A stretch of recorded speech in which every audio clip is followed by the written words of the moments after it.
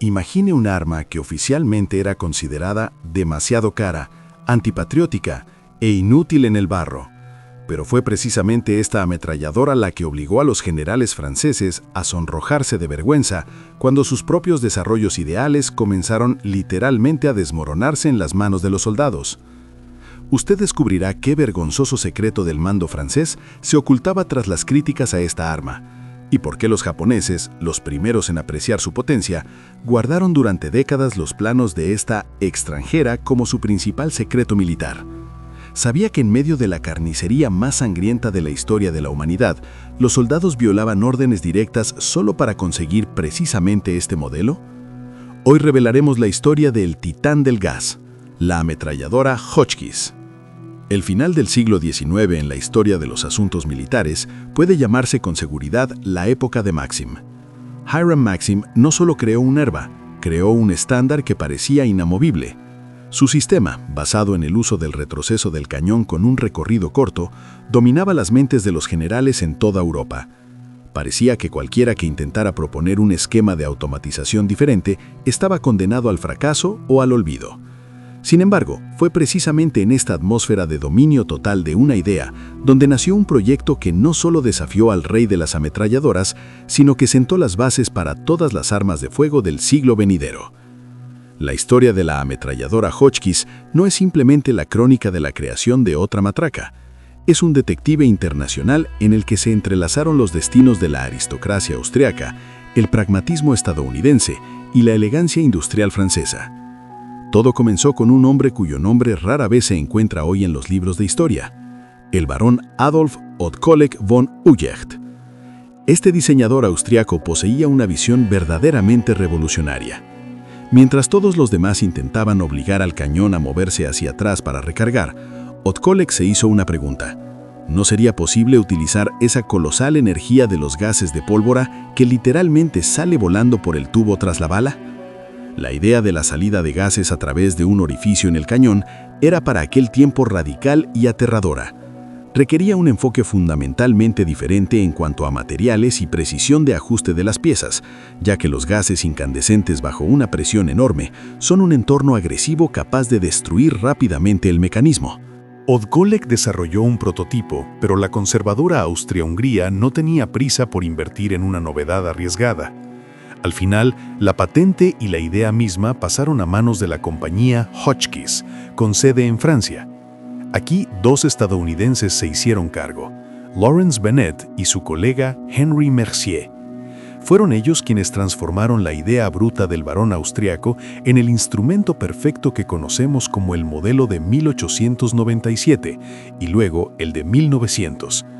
Es importante entender que la empresa de Benjamin Hotchkiss, aunque se encontraba en Saint-Denis, cerca de París, conservaba el espíritu estadounidense de racionalización. No solo querían hacer una ametralladora, querían hacer la anti-Maxim. Si Maxim ofrecía un dispositivo complejo con refrigeración por agua y multitud de piezas pequeñas, Hotchkiss apostó por la laconicidad y una funcionalidad severa. Cuando las primeras muestras de la ametralladora Hotchkiss fueron presentadas a la comisión en 1900, los expertos quedaron asombrados por cómo funcionaba exactamente su corazón.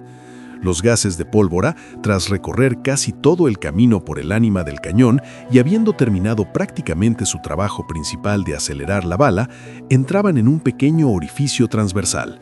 A través de él, parte de los gases se dirigía a un cilindro de gas especial, situado directamente debajo del cañón. Dentro de este cilindro se encontraba un pistón con una varilla.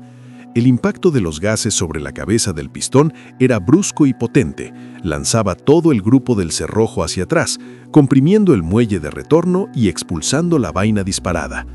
Era una solución elegante que liberaba a la ametralladora de la necesidad de tener un cañón móvil, lo que teóricamente aumentaba la precisión y simplificaba la construcción general.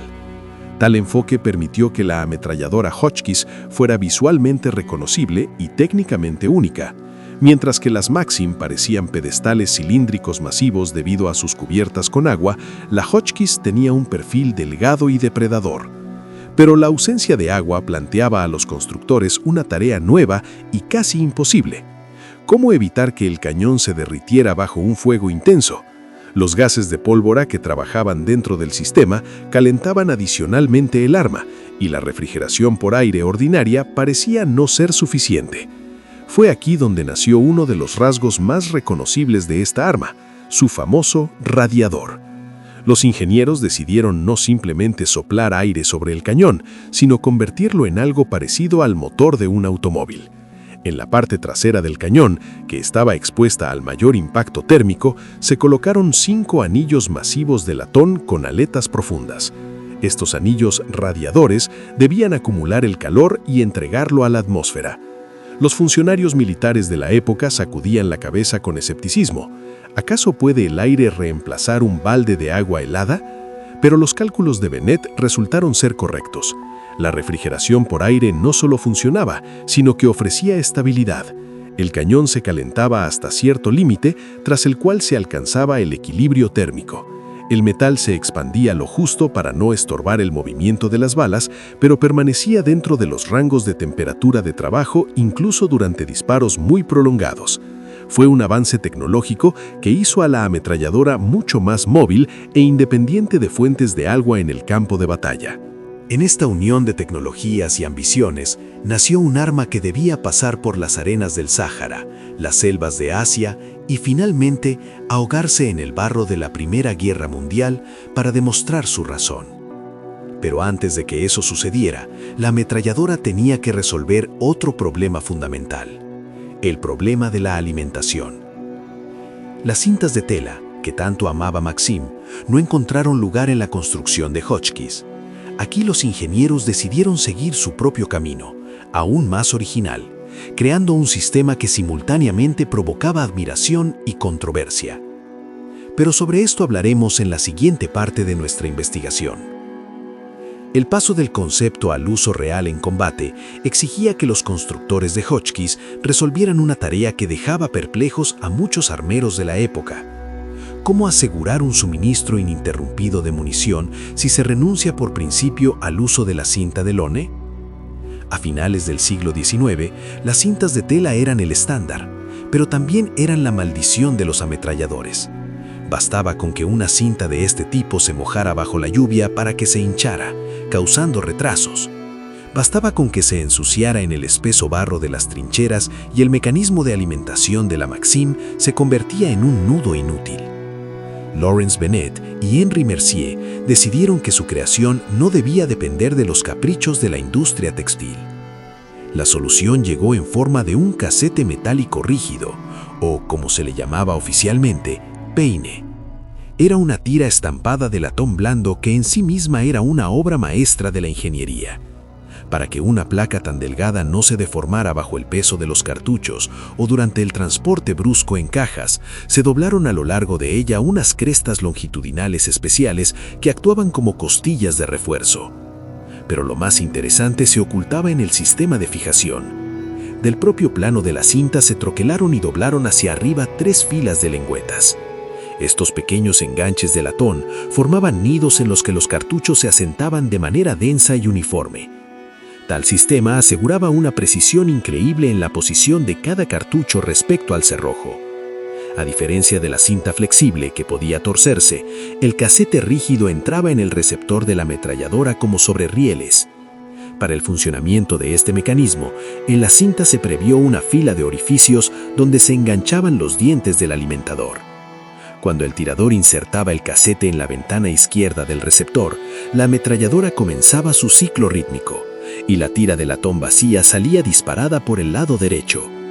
El peine estándar contenía 24 cartuchos de calibre 8 mm Lebel. Para un crítico moderno, esto puede parecer insuficiente, pero en 1900 se consideraba un compromiso razonable entre cadencia de fuego y peso. Además, los constructores previeron la posibilidad de un disparo infinito. En los extremos de los casetes había enganches especiales que permitían conectarlos uno tras otro directamente durante el combate. De este modo, el asistente del ametrallador podía alimentar el arma continuamente, convirtiendo el sistema de 24 disparos en un flujo temible de plomo. Sin embargo, el verdadero orgullo de los creadores de la ametralladora Hotchkiss no radicaba en lo que añadieron, sino en lo que pudieron quitar. En una época en la que los mecanismos de las armas automáticas recordaban el interior de un reloj suizo con cientos de pequeños tornillos, muelles y pasadores, la Hotchkiss parecía la cumbre de la brevedad. Toda la construcción de la ametralladora consistía en apenas poco más de 30 piezas principales. Esto se logró gracias al uso genial del principio de autoacoplamiento. La mayoría de los componentes se unían entre sí sin el uso de tornillos, lo que hacía que la ametralladora fuera increíblemente resistente a las vibraciones. Los tornillos tienen la propiedad de desenroscarse por la trepidación al disparar, y en la Hotchkiss este problema simplemente no existía. Para el mantenimiento del arma, la dotación no requería una maleta con herramientas. La única llave que se entregaba a los ametralladores servía para desenroscar el cañón y el cilindro de gas. Todo lo demás se desmontaba literalmente con las manos desnudas. Un soldado experimentado podía desmontar la ametralladora para su limpieza en solo 10 segundos y volver a montarla en 12. Esto era críticamente importante en condiciones de combate real. Si entraba arena o el hollín se volvía demasiado denso, la ametralladora podía revivirse en cuestión de instantes. Pero un aspecto aún más importante era la protección contra errores. La geometría de cada pieza estaba calculada de modo que fuera imposible unirlas incorrectamente. Si intentaba insertar el cerrojo o el alimentador por el lado equivocado, el mecanismo simplemente no cerraba. Esta protección contra tontos salvó miles de vidas, ya que en el calor de la batalla, cuando las manos tiemblan por la adrenalina y el cansancio, cometer un error al montar es sumamente fácil. Pero entre estas poco más de 30 piezas, había una que causaba la mayor cantidad de disputas y mitificaciones entre los expertos militares: el regulador de gas. Se encontraba en la parte delantera de la cámara de gas y parecía un pequeño obturador o grifo. Muchos contemporáneos lo llamaban erróneamente regulador hidráulico de cadencia, creyendo que servía para que la ametralladora disparara más rápido o más lento. En realidad, todo era mucho más profundo. Este regulador era la clave de la fiabilidad del arma en condiciones extremas. El principio era simple. El regulador cambiaba el volumen de trabajo de la cámara de gas. ¿Para qué era necesario esto? Imagine que está librando un combate en condiciones de frío intenso, cuando la pólvora se quema de otra manera o utiliza cartuchos viejos que dan menos presión. En tales casos, a la automatización puede no bastarle la energía para el retroceso completo del cerrojo y surgirá un retraso. La extracción de la vaina será débil. En esta situación, el ametrallador simplemente ajustaba el regulador unas divisiones, reduciendo el volumen de la cámara. Los gases, comprimidos en un espacio menor, adquirían mayor fuerza destructiva y con doble energía empujaban el pistón hacia atrás, obligando al mecanismo a trabajar de forma clara y brusca.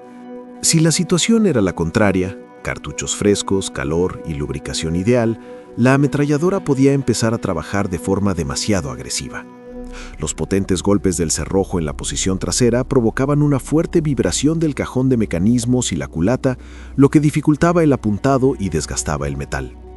Entonces se desenroscaba el regulador, aumentando el volumen de la cámara. Los gases se expandían en un espacio mayor, su presión sobre el pistón caía y la ametralladora comenzaba a trabajar suavemente, casi como una máquina de coser.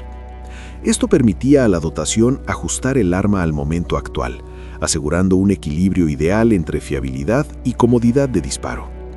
A pesar de esta elegancia técnica, la ametralladora Hotchkiss durante mucho tiempo siguió siendo una paria en su propio país. El Departamento de Guerra francés, impregnado de nacionalismo, aceptaba con dificultad la idea de que su principal arma automática hubiera sido diseñada por extranjeros, aunque fuera en su propio suelo. Buscaban cualquier pretexto para desacreditar el sistema. Se quejaban del alto precio, de que las piezas de una ametralladora no siempre encajaban perfectamente en otra debido a las particularidades del ajuste de entonces e incluso de la cadencia de fuego fija. Pero mientras los funcionarios escribían informes, la ametralladora Hotchkiss tenía que pasar una prueba que no dejaría lugar a dudas: la prueba del barro, la sangre y el tiempo. Cuando la ametralladora Hotchkiss adquirió finalmente sus rasgos técnicos, ante los estrategas militares surgió una pregunta no menos importante que la cadencia de fuego: ¿cómo trasladar esta bestia de acero de 30 kilos por terreno accidentado? A principios del siglo XX, la mecanización del ejército era solo un sueño, y el motor principal de la guerra seguía siendo la fuerza muscular. Para el transporte de una ametralladora Hotchkiss, su masivo trípode, así como las numerosas cajas con cartuchos y piezas de repuesto, por reglamento se asignaban 2 mulas resistentes. Era toda una unidad logística. Una carga llevaba el cuerpo de la ametralladora, la otra el trípode plegable que aseguraba la estabilidad al disparar. Tal vínculo hacía autónoma a la dotación de la ametralladora, capaz de abrirse paso por senderos de montaña o bosques densos donde no pasaría ningún carro. Fue precisamente en tales condiciones severas donde la ametralladora comenzó a demostrar su valía. Mientras los generales franceses en sus cómodos despachos parisinos seguían refunfuñando que la Hotchkiss era demasiado cara y no suficientemente francesa, el arma misma comenzó su expansión por el mundo. Unos de los primeros que realmente vieron el potencial de este sistema fueron los japoneses. Antes del comienzo de la guerra ruso-japonesa de 1904, el ejército imperial compró un lote significativo de ametralladoras francesas. En el polvo de Manchuria, la refrigeración por aire de la Hotchkiss mostró su mejor cara. Los soldados japoneses no necesitaban buscar agua escasa en las estepas áridas para enfriar los cañones. La ametralladora trabajaba y trabajaba mientras hubiera cartuchos en los casetes. Los japoneses quedaron tan encantados que no solo continuaron las compras, sino que crearon sus propios clones, que se convirtieron en la base de su parque de ametralladoras durante décadas. Sin embargo, el verdadero examen esperaba a la Hotchkiss en 1914, cuando comenzó la Primera Guerra Mundial. Fue un conflicto de una crueldad nunca antes vista y, lo que es más importante para la técnica, de un barro nunca antes visto. Los campos de batalla se convirtieron en un puré de arcilla, hollín de pólvora y restos de alambre de espino. Fue aquí donde se manifestó la colosal diferencia entre la superioridad teórica y la fiabilidad práctica. El ejército francés entró en la guerra con ametralladoras Saint-Étienne, una reelaboración profunda y extremadamente fallida del sistema Puteaux. Estas ametralladoras eran el colmo de la complejidad. La abundancia de engranajes abiertos, muelles y palancas las hacía parecer el interior de un reloj de torre. En condiciones estériles de polígono funcionaban bien, pero en las trincheras... Uno de los soldados franceses escribió más tarde en sus memorias que en aquel lodo pegajoso en el que vivían durante meses fallaba absolutamente todo. Los famosos fusiles ametralladores Chauchat se encasquillaban tras los primeros disparos porque el barro entraba en las ventanas abiertas de los cargadores. Las Saint-Étienne se asfixiaban por el hollín y la arena, y solo la Hotchkiss seguía disparando. Su cajón de mecanismo cerrado y su sencilla automatización de salida de gases resultaron ser increíblemente resistentes a la suciedad. Los soldados en primera línea literalmente suplicaban al mando que reemplazara sus caprichosas ametralladoras reglamentarias por la vieja Hotchkiss. Por suerte para ellos, en las divisiones había compañías separadas armadas precisamente con este modelo y eran trasladadas a los sectores más críticos del frente. Es interesante que fue precisamente en este periodo donde se manifestó otra característica única de la construcción. Los casetes de latón, que antes se criticaban por su poca capacidad, en condiciones de guerra de trincheras se convirtieron de repente en una ventaja. Para el ametrallador era más fácil controlar el consumo de munición con ráfagas cortas y para el asistente recargar rápidamente la ametralladora simplemente insertando un nuevo peine rígido. Esto excluía los atascos que a menudo ocurrían con las Maxim cuando la cinta de tela se retorcía en el fragor del combate. Además, los casetes rígidos eran más fáciles de limpiar del barro antes de disparar. Bastaba con frotarlos simplemente con un trapo. Para 1916, ignorar lo obvio se volvió imposible.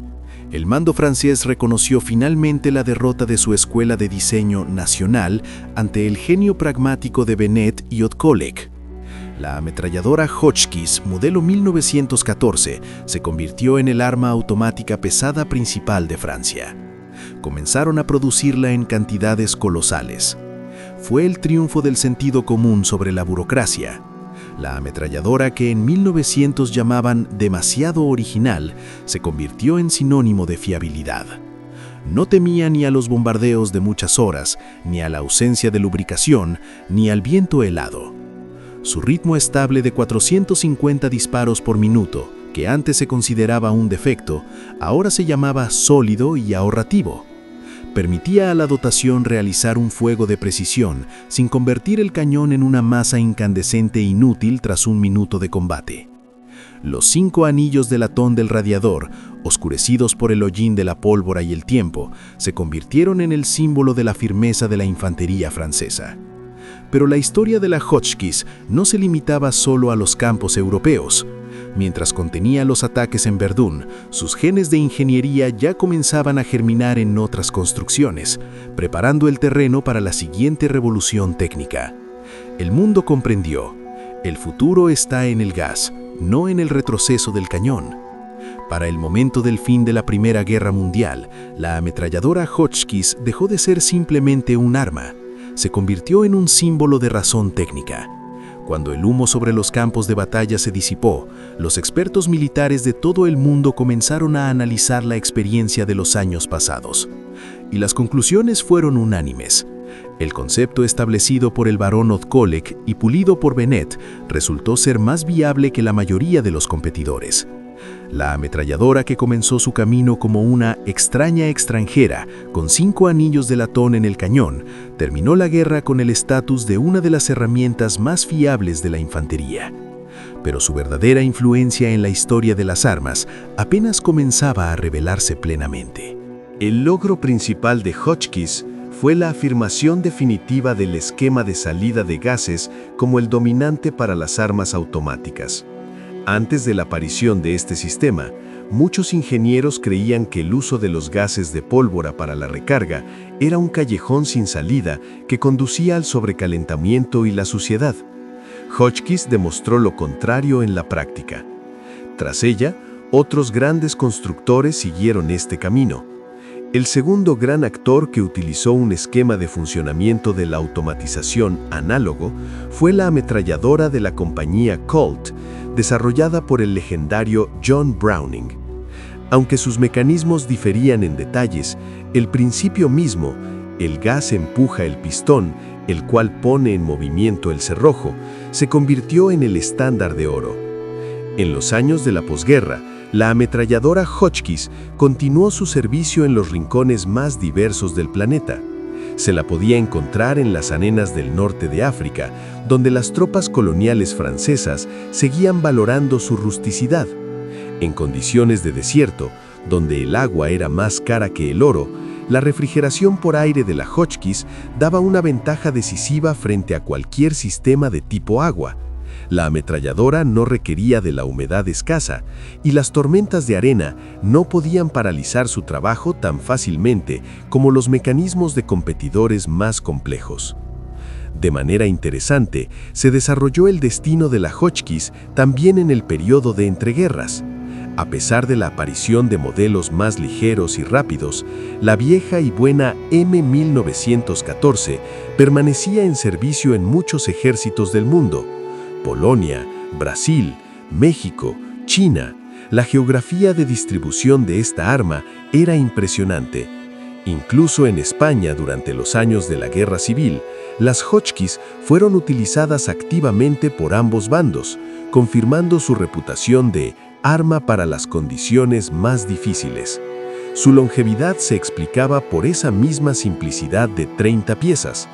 Resultó que en un mundo donde las tecnologías se vuelven cada vez más complejas, la posibilidad de reparar un arma con la ayuda de una sola llave y un trapo se valora por encima de todo. Sin embargo, el progreso no se detuvo. Para los años 30 del siglo XX, quedó claro que la época de las ametralladoras pesadas sobre trípodes masivos, que requerían mulas para su transporte, se alejaba gradualmente hacia el pasado. La guerra se volvía cada vez más maniobrable. Aparecieron tanques y aviación que requerían características completamente diferentes, una mayor cadencia de fuego y compacidad. Y aquí Hotchkiss volvió a mostrar su flexibilidad. Sobre su base se crearon ametralladoras de aviación de gran calibre e instalaciones antiaéreas. Por ejemplo, la ametralladora Hotchkiss de 13,2 milímetros se convirtió en uno de los medios de defensa antiaérea de corto alcance más comunes, instalándose en barcos y vehículos blindados de muchos países. Al concluir la historia de esta asombrosa arma, no se puede dejar de notar su huella cultural y técnica. Hotchkiss enseñó a los armeros a no temer a las soluciones radicales. Mostró que una cinta metálica rígida puede ser eficaz, que la refrigeración por aire no es un mito, y que la sencillez es el grado máximo de la complejidad. Aquellos mismos 5 anillos de latón del radiador, que hoy nos parecen un detalle de la estética steampunk, eran en realidad un manifiesto de funcionalidad. La ametralladora Hotchkiss se retiró de la vanguardia de la historia solo cuando fue reemplazada por las ametralladoras universales de nueva generación, que combinaban la potencia de las pesadas y la movilidad de los modelos ligeros. Pero si usted mira una ametralladora moderna o un fusil de asalto, casi con seguridad verá en su diseño los mismos principios que una vez propuso el barón austriaco y realizaron los ingenieros estadounidenses en la fábrica francesa. El pistón de salida de gases debajo del cañón es una herencia directa de Hotchkiss que continúa sirviendo hoy en día. La historia de esta arma es un recordatorio de que las verdaderas innovaciones a menudo nacen en el cruce de culturas y a pesar de la opinión generalmente aceptada. La ametralladora Hotchkiss no solo disparaba, ella abría el camino para todo el pensamiento armamentístico del siglo XX, permaneciendo al mismo tiempo como un ejemplo de cómo el genio de la ingeniería puede transformar la energía bruta de los gases de pólvora en el ritmo claro, casi musical, de un metal que funciona impecablemente. Y aunque en su lugar llegaron otras leyendas, Hotchkiss quedó para siempre en la historia como el titán del gas, que no tuvo miedo de desafiar al propio Maxim y salir vencedor de esa contienda.